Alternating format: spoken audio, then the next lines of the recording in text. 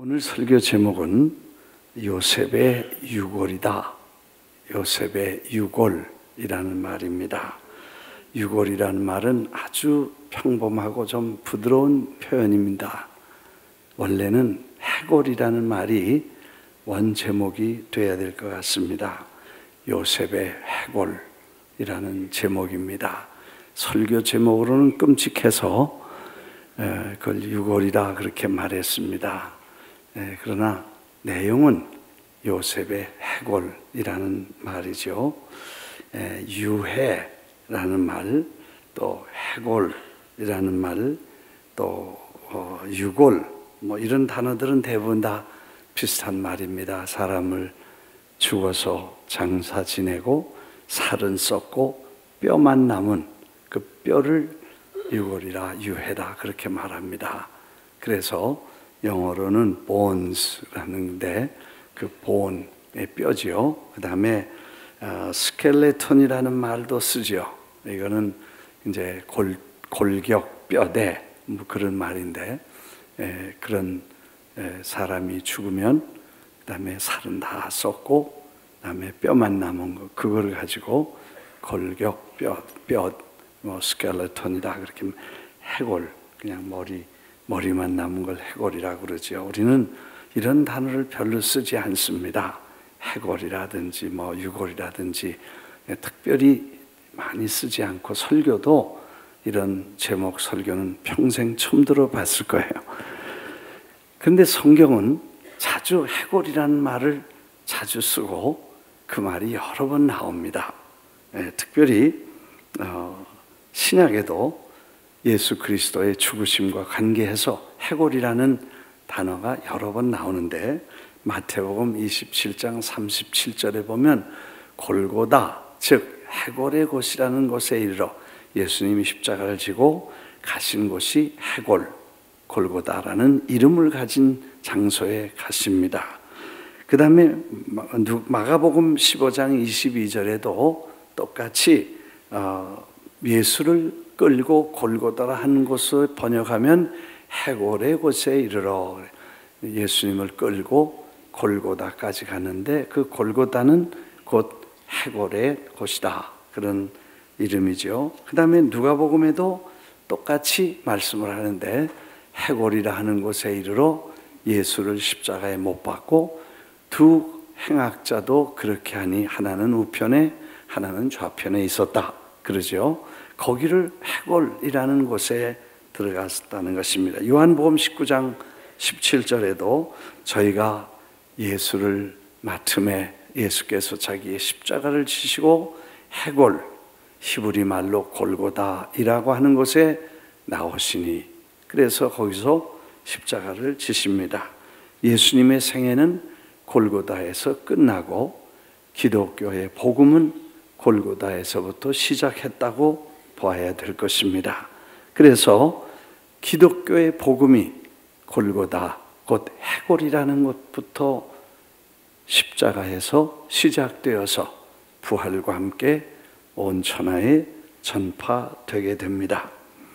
사실 지난 시간에 요셉의 시야라는 제목을 가지고 말씀을 나눌 때 그 요셉의 드라마틱한 정말 반전의 반전을 거듭하고 파란만장한 인생의 막을 내리고 이제 끝이 이루어지게 되고 그가 거의 죽게 되었을 때 그의 형제들을 불러서 이제 먼 훗날 반드시 하나님이 오셔서 이 백성들을 끌고 약속하신 아브라함과 이삭과 야곱에게 약속하신 땅으로 반드시 돌아가게 될 텐데 그때 내 해골을 이곳에 놓아두지 말고 꼭 메어 가도록 맹세를 시킵니다.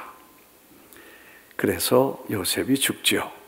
그 유언과 함께 요셉이 죽게 됩니다. 그렇게 아름다운 삶을 살고 파란만장한 삶을 살아도 마침내 창세기에서 죽게 되죠. 창세기 시작인데 요셉의 죽음으로 끝이 났던 것을 기억합니다. 50장에서 끝나서 요셉도 죽었더라, 그런 말이죠. 아무튼 인생은 기쁨도 잠깐이고 슬픔도 잠깐이며 즐거움도 잠깐이고 아픔이나 금신도 잠깐 지나가는 것이다 하는 것을 우리에게 교훈해 줍니다. 그 수많은 사람들, 특히 창세기에 나오는 아브라함도 죽었습니다. 아브라함은 창세기 25장에서 죽는데 175세를 살고, 이삭은 창세기 35장에서 죽는데 180세를 삽니다. 야곱은 창세기 47장에서 죽는데 147세를 삽니다. 요셉은 창세기 50장에서 죽는데 110세를 살았더라 그랬습니다. 110세를 살던 175세를 살던 180 살던 그렇게 난 사람은 반드시 죽었다는 것을 우리에게 교훈합니다. 요셉도 죽고 야곱도 죽고 이삭도 죽고 아브라함도 죽어 장사 지냈다는 것이 창세기 시작책의 중심의 내용이라는 것입니다.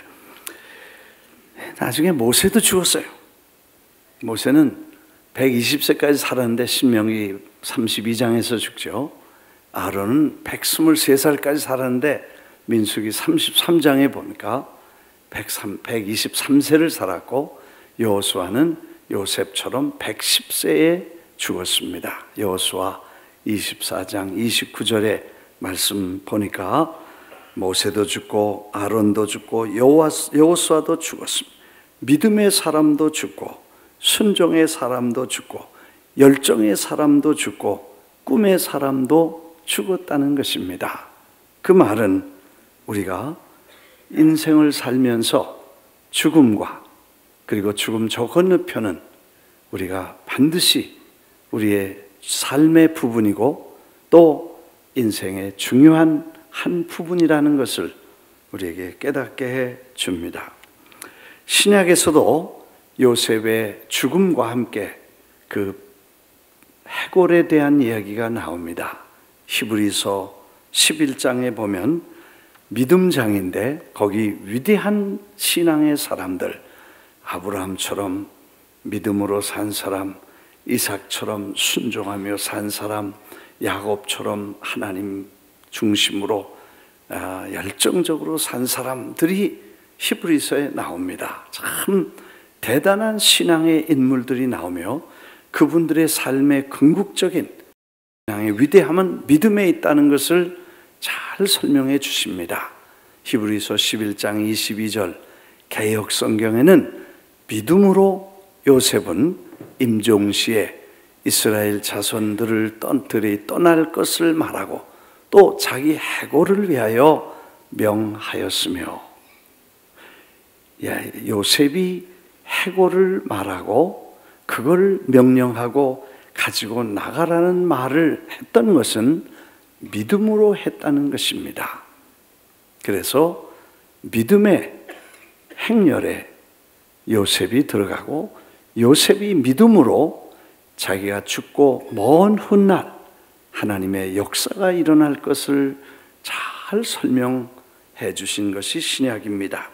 그런데 개역 성경은 아주 옛날 성경에서 바꾸는 성경, 다시 번역한 성경이고 그 번역을 근대에 와서 다시 번역한, 다시 개정한 것이 개역 개정 성경이다, 그렇게 이름을 붙였습니다. 그래서 거기 보면 똑같은 내용을 믿음으로 요셉은 임종시에 이스라엘 자손들이 떠날 것을 말하고 또 자기 뼈를 위하여 명하였으며 그랬습니다.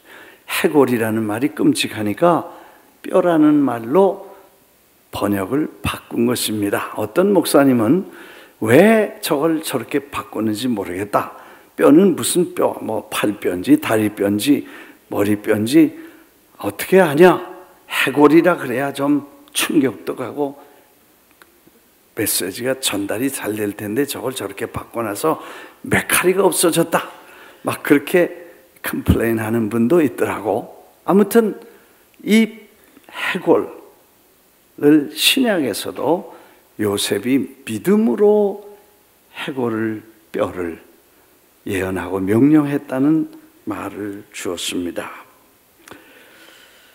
그렇게 명령한 이야기를 출애굽기 오늘 보면 이제 하나님께서 그 약속을, 요셉의 약속과 예언을 이루게 해주시는데, 우리 성경 본문으로 돌아가겠습니다. 출애굽기 13장 17절 우리 성경 말씀. 바로가 백성을 보낸 후에 이제 출애굽이죠.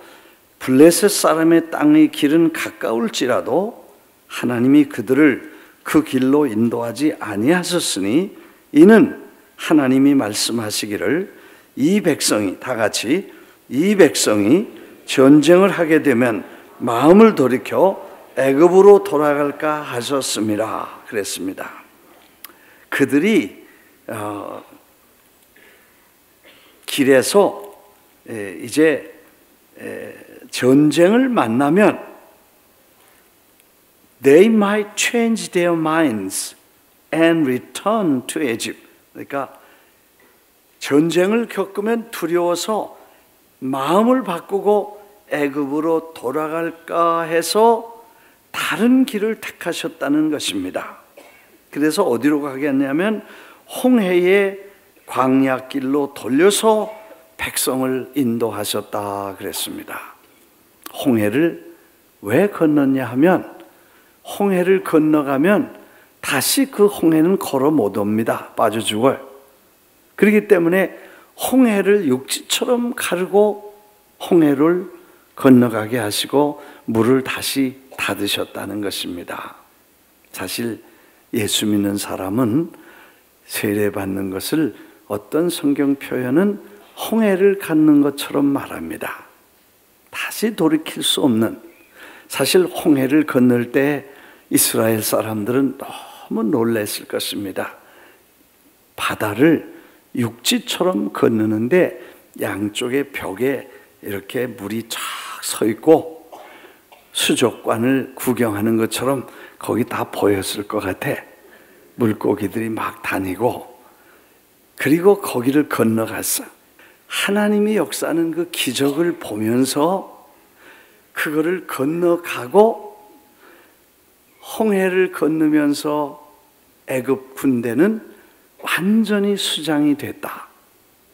우리가 세례를 받고 예수를 믿는 것은 천지개벽을 하는 것 같은 기적이고 하나님의 놀라운 기적과 능력을 체험하고 뿐만 아니라 우리의 원수, 우리를 평생 쫓아다닌 율법, 우리를 사망과 저주와 죄와 형벌로 끌고 가던 율법이 완전히 장사 지내고 하나님의 새로운 세계, 은혜와 성령의 새 법의 지배를 받는 새 세계가 열리게 된 줄 믿습니다. 그리고 다시는 돌이킬 수 없는 홍해를 걷는 것처럼 그런 기적을 우리가 다 경험하고, 그래서 한 번 예수를 믿고 한 번 세례를 받고 한 번 경험하고 한 번 주님을 만나고 한 번 주님과 함께 엔카운터, 만남을 통해서 우리는 홍해를 지나간 이스라엘 백성들처럼 다시는 돌이킬 수 없는 은혜를 입게 된 줄 믿습니다. 그래서 그냥 갔다가는 도로 올까봐 홍해를 건너서 먼 길이고 힘든 길이지만 하나님이 그리로 이스라엘 백성을 인도하셨다는 이야기입니다. 18절로 갑니다. 그러므로 하나님이 홍해의 광야길로 돌려 백성을 인도하심에 이스라엘 자손이 애굽 땅에서 대열을 지어 나올 때에, 그랬습니다. 아주 많은 군대와 같이, 그리고 모든 이스라엘 사람들이 에집트에서 출애굽을 해가지고 사람들이 계속 나올 때 19절에 모세가 요셉의 유고를 가졌으니 이는 요셉이 이스라엘 자손으로 단단히 맹세하게 하여 이르기를 하나님이 반드시 너희를 찾아오시리니 너희는 내 유고를 여기서 가지고 나가라 하였음이더라. 지난 시간에 그 와중에도 무덤을 파서 요셉의 뼈를 추려서 가지고 나갔다. 제가 그렇게 설명한 걸 기억하시는지 모르겠습니다. 기억하세요? 예, 그거 잘못된 거야. 그 뒤에 다시 조사를 해보니까 표현이 좀 잘못됐어. 원래 요셉은 고관이죠. 총리를 지낸 아주 높은 신분에 있던 분이기 때문에 당시의 풍습으로는 그런 사람들은 대부분 죽으면 무덤, 관을 다르게 짜고 무덤을 다르게 하고 그런다고 그래요. 그래서 어떻게 하나 보니까 시카모아라고 하는 이 야생 무화과 나무, 야생 감람나무, 뭐 이런 우리가 말하는 시카모라면 원래 단풍나무인데 그런 특별한 나무, 이 박달나무처럼 부드럽고 그러면서도 썩지 않고 부드럽고 습기를 막아주면서 부패를 오래 막아주는 그런 나무를 그런 나무로 관을 짜서 그 속에다 시신을 넣었다. 그리고 거기 보니까 향 재료를 넣었다. 그렇게 하는 거 보니까 이 요셉은 당시의 풍습대로 미라를 만들어서 향 재료를 몸에다 넣고 방부제라 그래요. 예, 번역해 보면 그 엠브렘이라고 하는 것은 방부제를 넣어서 향이라는 걸 넣어서 썩지 않게 그렇게 오래 보관하는 미라를 만들어서 관 속에다 넣고 그 나무 시카모 목재로 관을 만든 속에다 넣고 그 다음에 겉에는 돌로 그 관을 또 싸서 그걸 묻었다는 것입니다. 그러니까 무덤을 파고 돌을 제끼면 거기서 그 시카모로 만든 관이 나왔다는 것입니다. 그럴 수가 있죠. 그 관을 이제 받아가지고 무거우니까 여러 사람이 그걸 메고 그리고 출애굽을 할 때 맨 앞에 요셉의 해골, 요셉의 관, 요셉의 시신, 요셉의 유해가 앞섰다는 것을 말합니다. 그런 과정을 좀 정리해서 자식 수정해서 그렇게 해서 이 출애굽을 하게 된다는 것입니다. 그리고 다른 제 글을 보면 이스라엘이 40년 동안을 광야 생활을 할 때 이 관을 내내 메고 다녔다는 것입니다. 성막에 하나님의 법궤, 그 법궤 옆에 요셉의 관을 같이 다니면서 40년을 끌고 다닙니다. 메고 다니고 그리고 마침내 가나안 땅에 들어가서 전쟁도 하고 난리칠 때도 끊임없이 그 유해를, 그 해골을 메고 다니고 후에 여호수아가 죽을 때 세겜에 그의 시체 곧 해골을 무덤으로 예언은 완성된다는 것을 성경에서 말하고 있는 것입니다. 오늘 저는 많은 얘기를 하고 싶지만 그냥 한 가지만 생각해 볼 중요한 내용은 도대체 이 해골이 뭐길래 그리고 그 해골을 어떻게 그렇게 오래 사람들이 그 오랜 세월 동안 그 명령과 약속을 지킬 수 있었으며 그걸 그렇게 중요하게 여겼으며 그걸 끝까지 지키고 마지막 장례할 때까지 그렇게 긴 세월을 그걸 붙잡고 있을 수 있었겠는가 하는 게 오늘 중요한 핵심 내용입니다.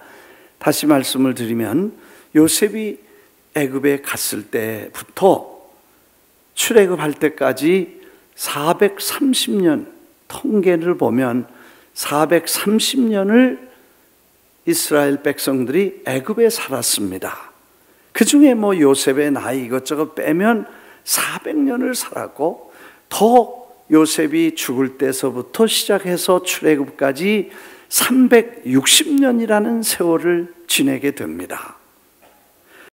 360년 동안 어떻게 그렇게 이 해골에 대한 유언을, 해골 얘기를 어떻게 그렇게 끔찍한 얘기를 세대를 generation to generation 계속해서 전달해서 그 거대한 혼란 속에 수백만 명이 출애굽을 하는 대열 속에 정신 차려 정신없을 시간에 잊지 않고 그걸 끌고 나가고 메고 나갈 수 있었냐는 것과 40년 동안 광야에서 헤맬 때도 그걸 그렇게 소중하게 여겨서 가나안 땅까지 끌고 가고 메고 가는 그 신앙의 자세, 그건 뭐냐? 참 대단하다. 도대체 이 사람들은 360년 동안 그 끔찍한 해골을 어떻게 잊어버리지 않고 대대로 전해서 대대로 그거를 사람들에게 기억하고 전하고 또 다 죽었어. 다 죽었는데도 그게 살아있다는 거 너무 놀라운 거예요.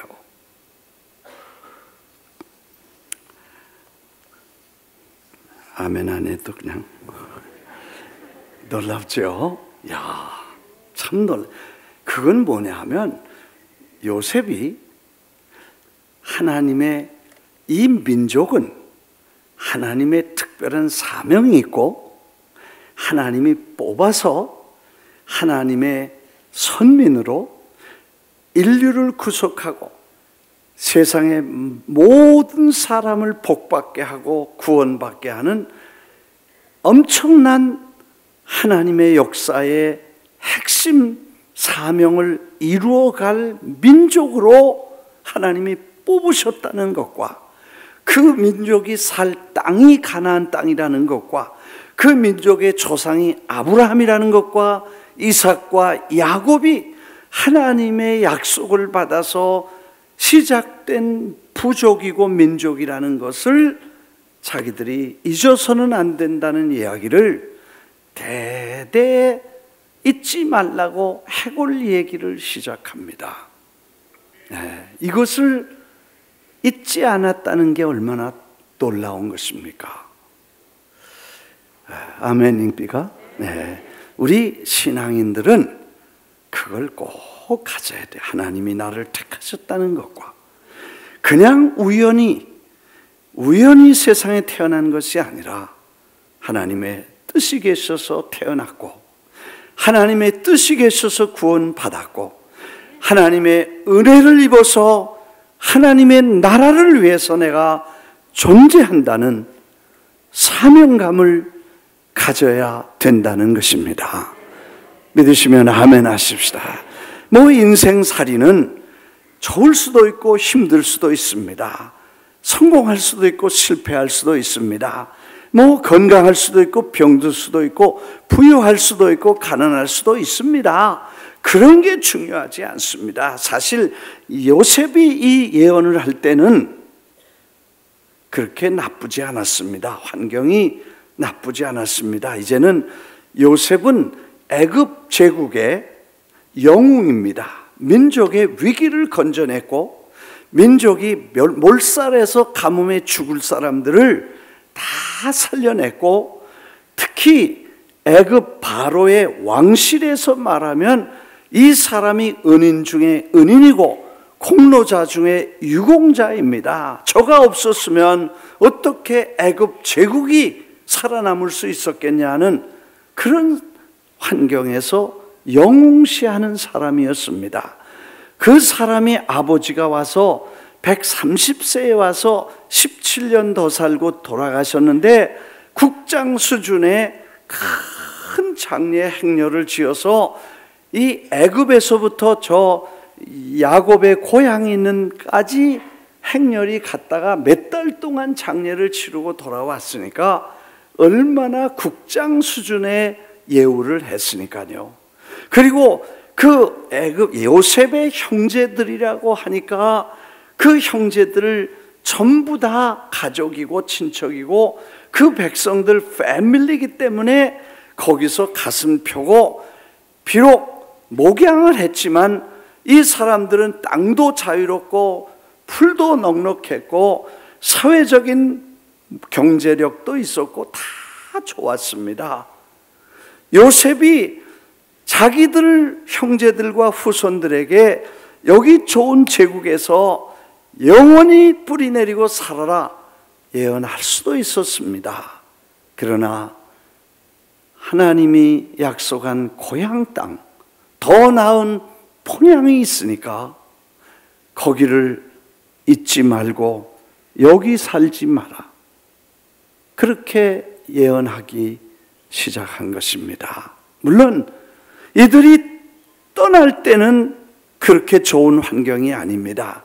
요셉을 알지 못하는 임금이 생겨나서 이제 점점 번창한 유대인 히브리 사람들의 파워가 얼마나 큰지, 이제는 나라가 위태로울 정도로 되니까 아들을 낳으면 무조건 나일강에다 던지라는 법령이 생겨서 집집마다 애 낳으면 통곡을 하고 애들을 갖다 아들을 버려야 되는 무서운 환경이 됐고, 지금까지 내려오는 에집트의 그 피라밋과 같이 어마어마한 건축물들을 노예로 인건비 하나 주지 않고 강제 노역과 무임 노동으로 그걸 다 지었으니까 히브리 사람들이 그 고생을 했습니다.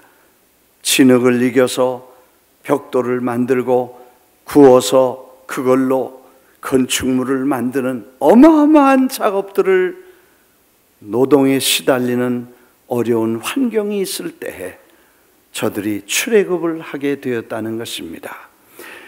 요셉의 예언은 풍부할 때나 어려울 때나 관계없이 요셉은 땅의 일이 아닌 약속하신 땅이고 더 넘어 더 나은 본향을, 히브리 기자가 말했던 더 나은 본향, 하늘에 하나님이 준비하신 그 땅을 바라보면서 예언했다는 말씀이 맞는 것입니다. 오늘 우리는 좋을 수도 있습니다.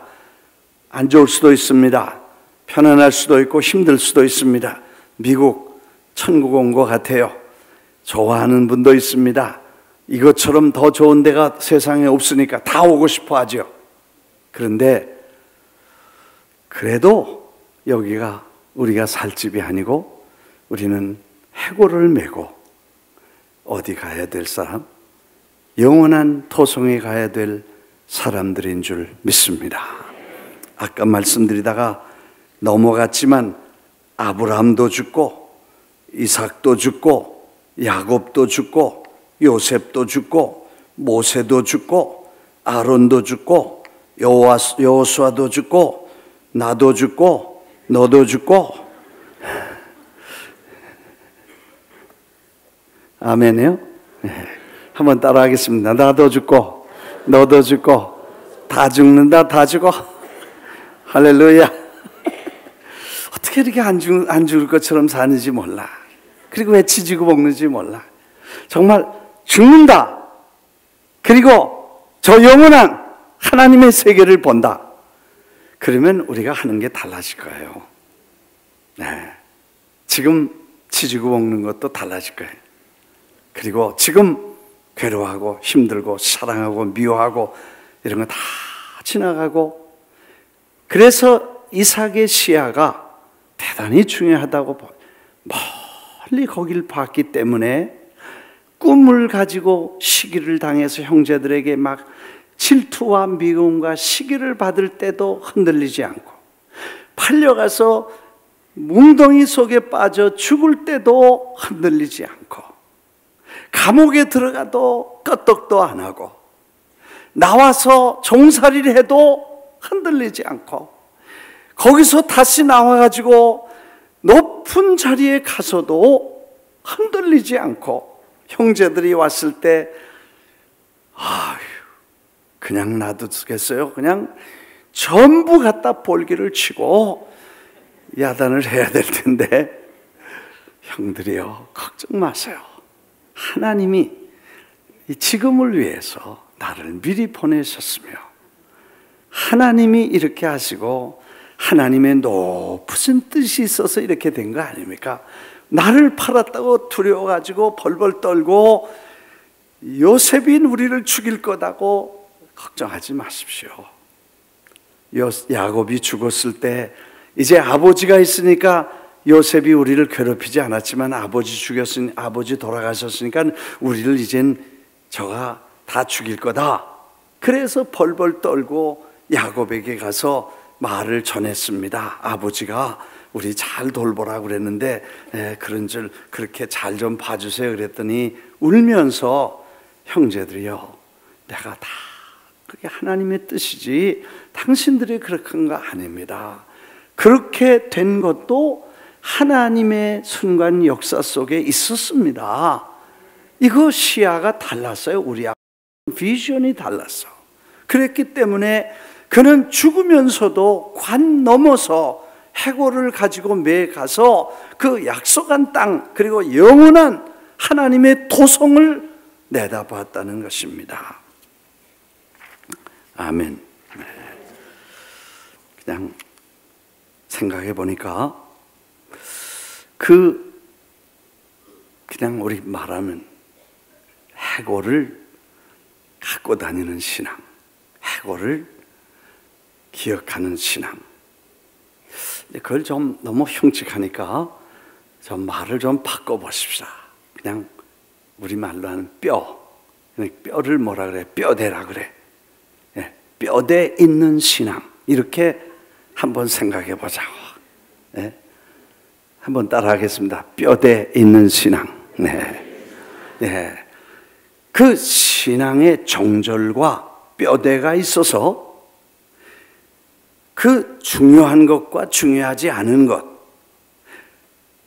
땅에 있는 것보다 하늘에 있는 것, 영원한 걸 바라보면서 그걸 유골의 신앙, 그 뼈대에 있는 신앙을 잘 지켜며 그걸 지켜나갈 수 있는 신앙을 가져야 된다. 이렇게 말씀을 드립니다. 예수님도 십자가를 참으심으로 2000년 후에 뉴욕에서 한국 사람들이 십자가를 통해 구원받을 그 영원한 생명을 얻을 인류의 역사 속에 이 날을 보시고 거기 십자가에서 참으시고 죽으시고 그리고 그 고난을 겪으셨던 그 모습을 생각해 보면 아마 우리가 다시 한번 생각해 봅니다. 400년을 뼈대 있는 민족으로 뿌리가 있고 희망이 있고 갈 곳이 있고 돌아갈 고향이 있는 민족이라는 자부심과 긍지를 가지고 살아간 아름다운 삶을 생각해 봅니다. 뼈대가 있는 사람은 사상과 신앙과 역사의식과 하나님의 섭리를 인정하는 선민의식, 하나님의 자녀라는 긍지를 가진 사람을 말합니다. 하나님이 선택하시고 하나님이 같이 하시는 사람.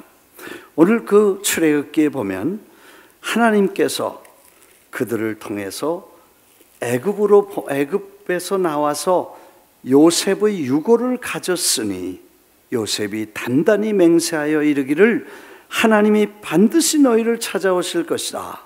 유고를 여기서 가지고 나가라 해서 가지고 나가는 과정. 그래서 그걸 메고 다니는데 하나님께서 낮에는 구름 기둥으로 그들의 길을 인도하시고 밤에는 불 기둥으로 그들에게 비추사 따라하겠습니다. 낮이나 밤이나 낮이나 밤이나 밤이나 낮이나 할렐루야. 그 신앙의 골격과 뼈대를 해골을 가지고 가는 약속을 붙잡고 가는 행렬에 하나님의 신이 같이 하셔서 낮이나 밤이나 밤이나 낮이나 불기둥으로 구름기둥으로 저들을 지키시면서 광야의 길을 다 가게 하시고 마침내 가나안 땅에 가서 여호수아가 세겜에 저를 뼈를 묻을 때까지도 하나님은 동행해 주셨다는 사실을 깨닫게 됩니다. 마치 약속하신 말씀을 붙잡고 그 뼈 해골 얘기를 400년이나 넘게 붙잡고 메고 다닌 이스라엘 사람들의 그 투지와 그 신앙의 정절과 그 말씀의 충성심을 지금 보는 것 같은 그런 수많은 충성된 일꾼들이 하나님의 일을 감당하고 계신 줄 믿습니다. 로열티, 충성심, sincerity, 그 신실함과 그 헌신, dedication, 그리고 그 sacrifice, 희생. 여러분, 희생하는 사람은 말 많이 하지 않습니다. 헌신하는 사람은 컴플레인하지 않습니다. 정말 목숨을 바친 사람은 조용하게 그 길을 가는 줄 믿습니다. 그분들은 연세가 드시고 어떤 분은 일찍 가시기도 하고 어떤 분은 장수하시기도 하시고 어떤 분은 건강하게 사시다가 가신 분도 있었고 어떤 분은 병드셔서 힘들게 가신 분도 있습니다. 어떤 분은 병상에서 아주 오래 고생하시다가 가신 분도 있었습니다. 그런 것들은 인생의 한 챕터이기 때문에, 한 프로세스이기 때문에 우리가 그런 면만 보면 안 되고 그 전체 홀 라이프를 볼 때 그 신앙과 헌신은 참 대단합니다. 어느 분은 장수하고 어느 분은 일찍 돌아가시고 그리고 그 믿음의 후손들은 아름다운 신앙을 본받아 부모님들을 쫓아 믿음으로 살아 또 교회를 충성되게 섬기는 자손들이 생겨난 걸 보게 됩니다. 그 부모님들이 가신 후에 그 자식들이 교회에서 그렇게 부모들의 신앙을 본받아 충성하는 아름다운 모습은 너무너무 귀하고 아름다운 것입니다. 대를 물려가며 나는 우리 부모들, 우리 장모님 이런 신앙을 지금 우리 따라갈 수 없지요. 그럼에도 불구하고 그런 분들의 영향이 우리들의 삶에 영향을 주었다면 오늘 우리가 가지고 있는 이 위대한 신앙의 발걸음이 여러분들과 자녀들과 후대에도 많은 영향을 주어서 하나님의 일을 잘 감당하게 될 줄 믿습니다. 어떻게 360년을 그 끔찍한 해골 얘기를 그렇게 전하고 붙잡고 오다가 그 어마어마한 혼란과 난리통에 그 관을 메고 그걸 끌고 메고 40년을 방황하면서 광야길을 메고 다니다가 가나안 땅에 들어가서 그 전쟁과 난리통에 끝까지 이 관을 팽개치지 않고 끝까지 가서 하나님의 약속을 붙잡고 갈 수 있었는가 하는 게 그게 오늘 우리가 성경에서 배워야 될, 성경 많이 하는 게 중요하지 않고 하나를 깨닫더라도 우리가 그걸 잘 지켜나가는 게 중요한 줄 믿습니다. 그 수많은 장로님, 집사님, 권사님들 그리고 성도님들이 충성심, 로열티, 적어도 하나님의 기관인 교회, 하나님의 복음인 진리에 대한 로열티가 그 이 일을 가능하게 했을 것이라고 생각이 됩니다. 다윗을 도운 두 사람이 있습니다. 제사장이 있었습니다. 사독과 누구예요? 아비아달이라는 제사장은 사독과 아비아달 이 두 사람은 다윗 옆에서 제사장으로 다윗 왕을 섬기면서 하나님의 일을 했던 제사장들이었습니다. 같은 시대에 같은 위치에서 같은 종류의 업종, 직무로 왕을 섬기고 하나님을 섬기고 사람들을 섬겼습니다. 이 두 사람이 어떻게? 그런데 그 두 사람이 나중에 보니까 두 사람의 길은 마치 다윗의 길처럼 여로보암의 길처럼 둘이 딴 길을 가게 되고 그 결과와 후대에는 전혀 다른 결과를 만들었던 것을 성경에 말합니다. 사독의 혈통은 하나님이 인정하시고 축복하셨지만 아비아달의 혈통은 어느 시간에 하나님이 그렇게 하지 않으시고 좋아하지 않으시고 끝장을 내십니다. 다윗 왕 시대에 언약궤를 성전으로 옮길 임무를 맡았었으며 그 성전을 짓고 그 법궤를 하나님의 예루살렘으로 옮겨올 때 그 제사장들의 이름인데 위에서 두 번째가 사독과 아비아달이니까 이 두 사람 이름이 들어가 있었습니다. 그리고 이 두 사람은 어느 날 평생 주님을 위해 같이 일했는데 나중에 보니까 둘이 아주 극단적으로 충돌을 하게 됩니다. 날카롭게 말년에 두 제사장은 누가 다윗의 뒤를 이을지를 놓고 날카롭게 대립을 하게 됩니다. 아비아달은 스스로 높여 이르기를 내가 왕이 되리라 했던 아도니아의 편을 듭니다. 사독은 솔로몬이 하나님의 뜻대로 다윗이 기름 부어 세웠다고 확신하고 하나님의 뜻을 쫓기로 결정하고 솔로몬 편에 서 있었습니다.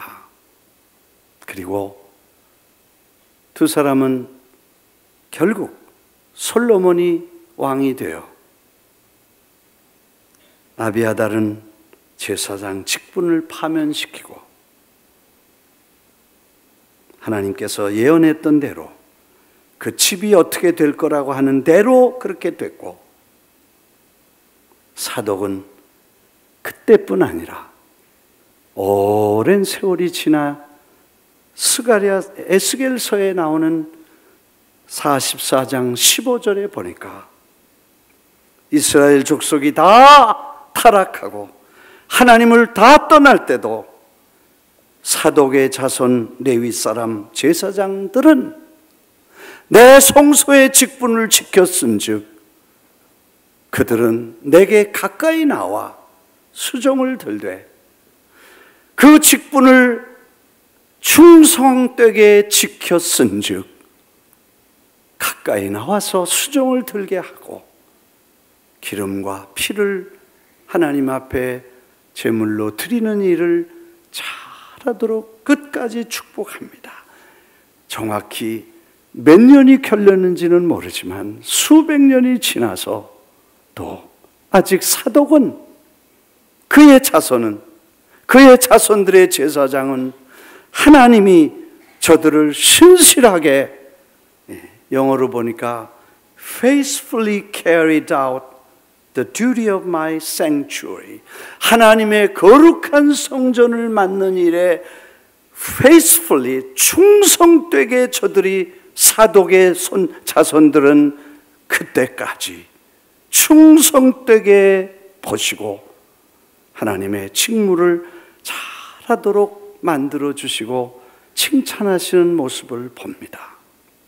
오늘 우리의 행동은 우리의 자손들까지, 우리의 생각과 우리의 발걸음은 오고 오는 다른 세대까지 영향을 줄 뿐 아니라 오늘 하나님 앞에 뼈대 있는 신앙을, 뼈대 있게 신앙생활을 하며 충성되게 하나님의 일을 하면 하나님은 우리를 지켜주실 뿐 아니라 우리의 대대로 하나님의 일을 감당하며 뼈대 있는 신앙을 이어받아 하나님의 큰 일을 감당하고 마침내 저 히브리 기자가 말했듯이 더 나은 본향, 하나님이 예비하시고 설계하신 그리고 하나님이 시공하신 하나님의 집에, 영원한 집에, 거기서 영광스러운 왕노릇하는 하나님의 가족이 될 것이라고 약속해 주셨습니다. 이 약속을 믿고 우리가 지금 가는 것입니다. 부엌에서 설거지하는 일 힘듭니다. 돈 내는 일도 어렵습니다. 힘듭니다. 누가 그래? 내가 이 얘기 한번 원고에 있는데 잊어버렸으니까 설교 끝나기 전에 하겠어.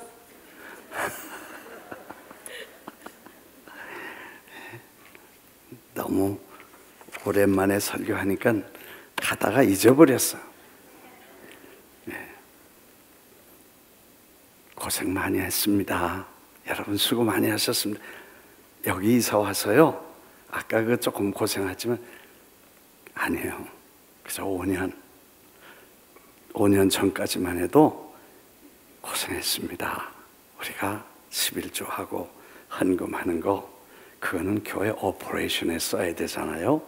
뭐 건축도 하고 교회도 하고 뭐 다 이렇게 해야 되잖아요. 그리고 여러분이 낸 목장 헌금 그 애들한테 보내야지요. 다 1년에 40-50만 불씩 보내잖아요.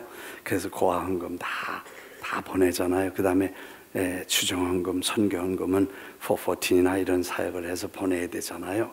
그 다음에 용도 지정 어디 보내달라, 선교 뭐 해달라 그러면 그런 것들은 이 메인 오퍼레이션에 쓰면 안 되잖아요. 근데 그것만 가지고 이 큰 오퍼레이션이 안 되잖아요. 아마 20년 동안 재정부에서 제일 크게 어려운 게 뭐냐? 돈 세고 관리하고 계산하는 건 어렵지 않아. 모자라는 걸 떼우는 게 어려웠어. 그때마다 어떻게 해야 돼? 적어도 15년 이상은 지난 세월에 그 오퍼레이션 하는 기본 이 오퍼레이션이 안 되니까 재정부에서 제일 중요하게 한 게 뭐냐? 돈 꾸러 다니는 거였습니다. 매달 적자가 20만 불, 30만 불씩 났어. 그것도 메꿔서 부끄러우니까 말도 못하고 또 교인들 부담 주니까 그런 얘기도 못했어요. 그냥 재정부하고 장로님들하고 상의해서 돈 빌리러 다녔어. 어디로 갔냐? 장로님이나 집사님들 좀 장사하시는 분이나 돈 여유 있는 분들 좀 5만 불, 10만 불씩 급하면 빌려다 써서 그거 메꿨어. 모계지 내야죠. 인건비 줘야죠. 그 다음에 뭐 이런 거 얼마나 힘들었는지 몰라. 요즘 뭐 프라미스 교회 부자 됐다, 뭐 돈 많다.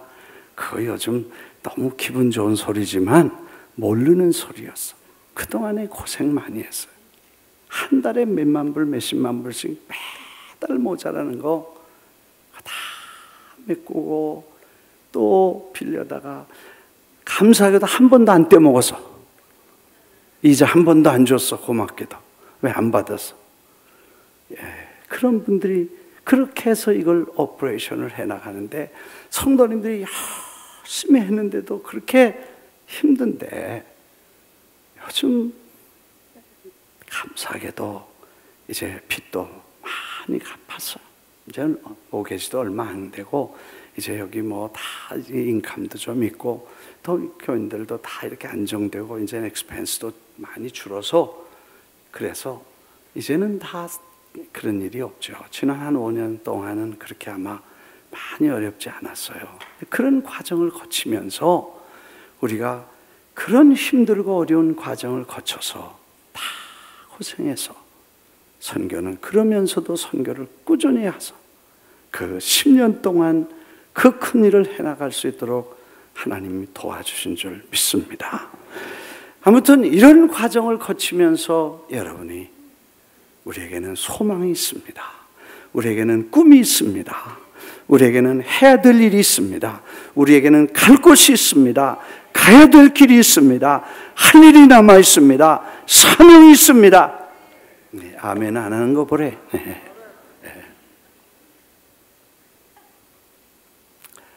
그렇게 훌륭한 뼈대 있는 길을 가신 여러분들을 appreciation, 고맙게 생각하고 정말 encourage하고 proud하게 생각합니다. 밖에서 나가 보니까 그런 위대한 영들과 신앙의 사람들 때문에 프라미스 교회는 존재했고 과거에도 현재에도 앞으로도 더 큰 역사가 일어나게 될 줄 믿습니다. 믿습니다. 해골 신앙을 가지고 백골 부대가 되는 것. 월남전에 갔던 백골 부대처럼 목숨을 걸고 교회를 지키고 목숨을 걸고 복음을 전하고 목숨을 걸고 백골 부대처럼 그렇게 달려가신 여러분들 멈추지 마십시오. 딴 길로 한눈 팔지 마십시오. 귀를 딴 데 두지 마십시오. 눈을 요셉처럼 멀리 보시고 잘 달려가시기를 주의 이름으로 축원합니다. 축원합니다. 축원합니다. 기도하겠습니다.